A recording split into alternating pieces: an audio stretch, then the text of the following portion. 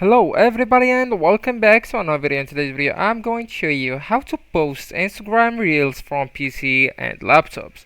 So actually guys, to do that you will need to sign in to your account that you want to upload Reel on, and then just go ahead and click on create on the left hand menu. Then you will be able to choose whether you want it as a post, live video or ad. So we are talking about Reels right here, so just go with post, then just go with select from computer. Right now just click on show all files and look for that one reel that you want to post.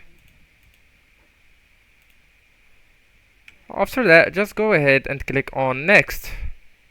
Right, so right now you can adjust the cover of the video, its cover photo, and also you can slide into. Then just go ahead and click on next. So right here you can add some infos about the video, and yeah, to fill the blanks of the location if you want to, and collaborators, and also you can choose if you want to share it to your Facebook accounts, also if it's synced with your Instagram, and then just go ahead and click on share and it will be shared on your Instagram account.